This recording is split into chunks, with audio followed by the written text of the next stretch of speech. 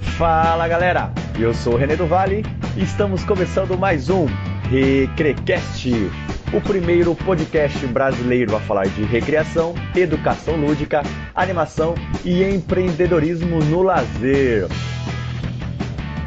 E hoje o nosso programa é cheio de dicas e sugestões para você, educador, recreador que trabalha com educação infantil, o famoso 3 a 6 na recreação. E quem vai estar aqui com a gente, passando um pouquinho da sua experiência, é a Renata, a tia Miguita. Tudo bem, Renata? Tudo bom. E a Giovana, a tia Melancia. Tudo bem, Giovana? Tudo ótimo. O Renata, né? Você prefere ser chamado de Renata ou de Miguita, pra quem estiver escutando? Miguita, né? Miguita sempre, né? Ô Miguita, fala um pouquinho da sua trajetória na recreação, como que é, e também da sua vida, né? Como que você iniciou e como que você levou a sua vida recreativa. Então, eu tô na recreação desde 2001.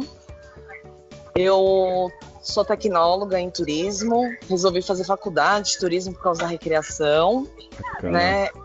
Trabalho há 13 anos na Anima Brasil, desde 2003. 13 não, então, 15 anos, né? 15 anos já. Cacetada! E... Parou de contar, né? Parou de contar. Parei, né?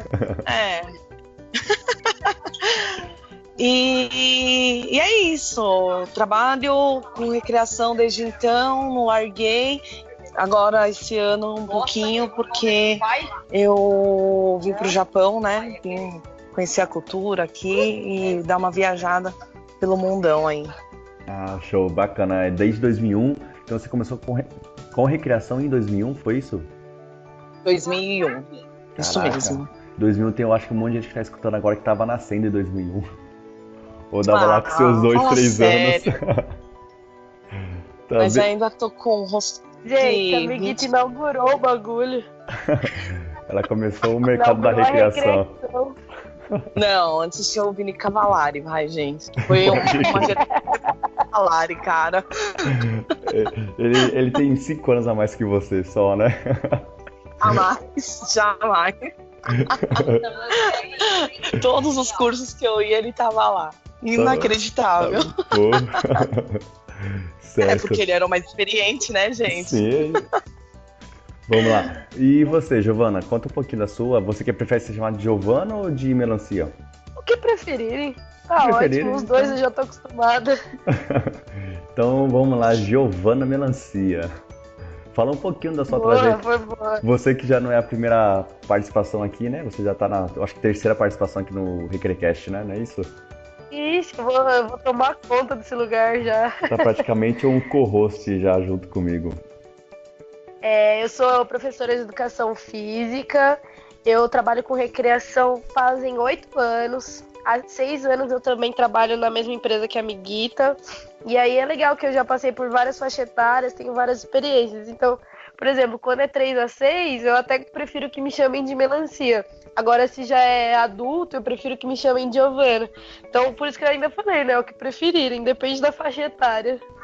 Beleza, então, para dar uma introdução aqui, para começar o nosso podcast, nosso bate-papo, eu vou apresentar um pouquinho, explicar um pouco como que essa galera tem o seu desenvolvimento físico-psicossocial, tá bom? O 3 a 6, eles estão nessa fase da segunda infância, né, do desenvolvimento humano, e essa fase é onde ela está aprimorando a sua linguagem falada, né? Então, assim, até os 2 anos e meio, ela está aprendendo muitas palavras novas, e a partir da segunda infância, que é os 3 anos e meio, ela já está aprimorando a sua linguagem, fazendo sentenças mais longas, e é uma grande exploração do meio, das suas capacidades, seus limites, sejam eles físicos ou cognitivos. Porque, como vocês devem saber muito bem, a todo tempo a criança procura algo novo, né? Ela está atrás de aventura, de experiência, todo momento é um momento de descoberta, de aprendizagem para a criança. E segundo Galahu, a criança está na fase motora fundamental. E o que seria isso? Ela deve explorar ao máximo as suas capacidades físicas E claro, sempre com segurança e por meio de brincadeiras e jogos, a fim de ter um mínimo de destreza no andar, no correr, no saltar, no trepar, no arremessar e no receber, que nessa fase, você joga qualquer coisa para a criança, ela não consegue segurar nada na mão dela. Você joga uma bola, um ursinho, ela consegue deixar cair, nem que seja a meio metro de distância dela. E segundo Vygotsky, ele escreveu o seguinte: não é suficiente ter todo o aparato biológico da espécie para realizar uma tarefa se o indivíduo, ou seja, a criança, não participa de ambientes e práticas específicas que propiciem essa aprendizagem. Seguindo esse raciocínio do Vygotsky, eu vou pedir para vocês, meninas, darem exemplos de atividades que desenvolva essa capacidade da criança de correr, saltar, arremessar, interação social. São atividades bacanas e bem divertidas para quem estiver escutando o podcast poder aprender e também aplicar essas atividades no seu dia a dia, na sua escola, no seu hotel, enfim, no seu acampamento, na sua festa infantil, tá bom? Pode ser? Tranquilo. Pode sim. Então vamos lá, quem quer começar aí com a sua dica de atividade, um exemplo aí? 1, 2, 3, miguita. Então vamos lá, então. Primeiro de tudo, se apresentar para a criança, as crianças se apresentarem, falar a idade, falar do que gosta de brincar. É uma conversa para a gente se conhecer no primeiro momento. A partir do momento que a gente sabe o que as crianças elas gostam de brincar, os desenhos que elas gostam, aí a gente já sabe as atividades que a gente vai desenvolver durante o dia, né? Uhum. Eu gosto muito de Mãe da Rua, porque Mãe da Rua ela vai explorar a criatividade da criança, né? Para quem não sabe, Mãe da Rua, uma criança fica no meio e todas as crianças ficam numa parede, e elas têm que atravessar para outra parede sem ser pega. Sim. Mas nisso, quem está no meio, ela vai falar como que as crianças, né, devem passar, pulando. Então todas as crianças vão passar pulando, inclusive ela vai pular também para conseguir pegar alguém. Então, criatividade, ela fica mais ágil, né, na hora de escapar da criança que vai pegá-la. É muito divertido. E eles curtem muito. Então, sim, essa é uma atividade que eu acho que vale a pena aplicar sempre. Elas correm gritando. Uma alegria só. Não, é muito legal. Elas entram numa vibe junto com a gente, até faz a gente se arrastar no chão, como lagartixa. De todos os jeitos elas querem passar no chão, pulando, gritando, dançando, enfim. Uhum. Elas que criam o jeito que elas gostam mais, talvez, né? Sim, o recreador tem que estar aberto a isso, e o educador, né? Deixar a criança explorar o seu corpo e suas potencialidades, né? Suas capacidades físicas. Pensar, eu quero passar me arrastando no chão, que nem uma minhoca. Aí o recreador tem que falar assim, não, pode ir lá, vai lá, aproveita. Se descubra, né? Essa autodescoberta é muito importante para a criança, né? E essa autonomia em praticar atividade física. E é interessante porque assim a criança ela acaba ganhando consciência corporal sobre o seu próprio corpo, consciência corporal sobre o corpo do indivíduo do lado, sobre o coleguinha, e uma concepção sobre o mundo. O que é um lagarto? O que é uma galinha? O que é uma minhoca? Então ele vai ganhando mais experiência. Às vezes a gente está num grupo com uma criança de 5 anos e uma de 3. Talvez a de 3 não conheça o que o de 5 conhece.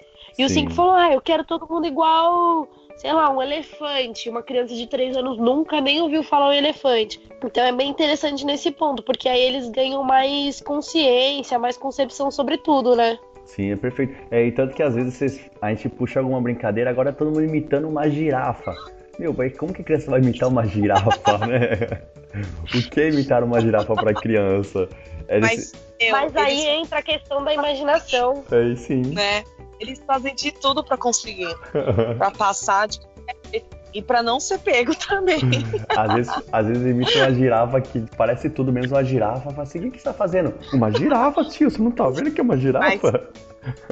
Então, e o legal é que a criança, ela não tem vergonha, né? Sim. Se é pra fazer, se for pra ela fazer pra ganhar atividade, ela vai fazer sem vergonha nenhuma. Ela não tem aquele tabu, ai, que vergonha, ai, não quero fazer, ai, assim não. Ela não ainda... Meu, crianças 3 é sensacional por isso também. Sim. Porque elas topam tudo. Elas não são ainda podadas socialmente, né? Do que é legal e o que não é legal, que passar vergonha ou não passar vergonha, né? É, isso mesmo. Independente se todo mundo fizer ou não, ela tá lá fazendo. É dela já, enfim. É uma coisa natural, vamos se dizer. Ela não vê pudor nenhum. Sim. Né? Você disse mesmo. E aí, por outro lado, a gente tem que tomar uma parte de cuidado, assim, também. Porque se você pensar bem, do mesmo jeito que não tem um pouco de percepção, vai correr, não tem... correu, pode muito bem tropeçar, cair, se machucar porque não tem noção do perigo, sobe em cima de algumas coisas, ou por outro lado tem muito medo de fazer alguma coisa, né? É engraçado esses lados da criança. Mas o medo, eu acho que a partir da educação dos pais, né? Porque uns têm medos e outros não. Por quê? Mas é porque o pai já deve ter falado, cuidado, não pisa aí que tem formigueiro. Vai ter criança correndo, que nem louco. Tem criança que já vai tomar mais cuidado. Entendeu? Sim. A criança é um resultado do meio que ela vive, né? Se o meio que ela vive é mais aberto, mais libertador nesse sentido, a criança vai ser mais tranquilo. Mas se o meio que ela vive, ou seja, a interação com os pais, com os familiares, é sempre em cima, cuidado, você vai se machucar, não sobe aí, não sobe aí. A criança vai ser uma criança realmente não medrosa, mas ela vai ter aquilo dentro dela sem saber por quê. Cuidadosa, essa é a palavra, exatamente.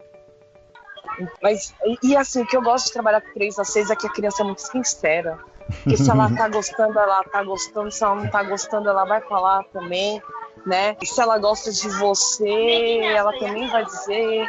Então, assim, é mais fácil de conduzir o dia, a atividade com isso, né? Porque ela não vai virar, que chato, eu vou sair e vai embora. Não. Ela só vai falar pra você, olha, vamos mudar de brincadeira? Não tô gostando. E outra, atividade 3 a 6 não pode durar mais de meia hora. Não, às já vezes é até muito, 15 né? minutos, né? Entendeu?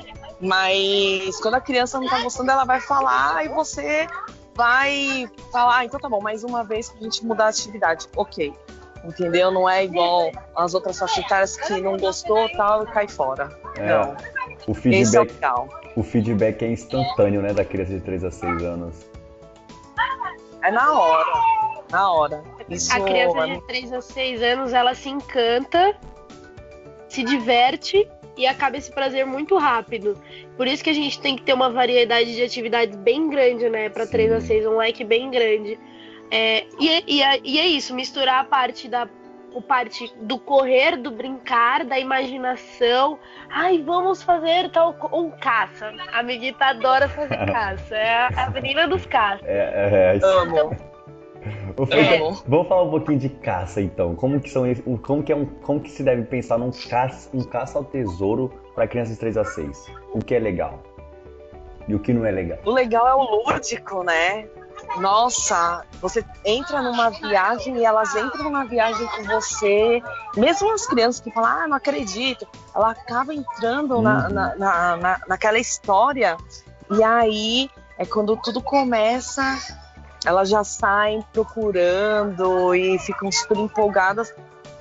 Eu acho que o prêmio é legal no final, mas quando tá rolando a atividade, a gente vê que eles estão se divertindo mesmo. Não é só o tesouro ou o prêmio no final. É a aventura, né? a questão também para fazerem eles acreditarem um pouco mais é ter algo palpável, né? Algo que eles possam ver que realmente aquilo está acontecendo. Quando a gente vai fazer um caça às cores, por exemplo, entregar no meio do jogo, durante as pistas, um pedacinho de papel colorido para que eles vão interagindo, isso é fundamental. Eles começam a cada vez mais acreditar. Mas aí a gente tem que levantar um ponto importante nessa atividade. Estamos fazendo, nós temos 10 crianças, tem que ter pelo menos 10 papéis. Todo mundo tem que receber, porque senão acaba tendo aquela, ai, tia, eu também queria. E aí tem aquela coisa do acreditar, nossa, mas aí vai ter tal pessoa no final do arco-íris, algo do tipo, e ele também quer, por que eu não tenho a minha cor, sabe? Então a gente tem que incluir o grupo inteiro nesse sentido, para todo mundo participar. Na verdade, quando não tem para todo mundo, eu revezo, né? Olha, gente, né, vai ficar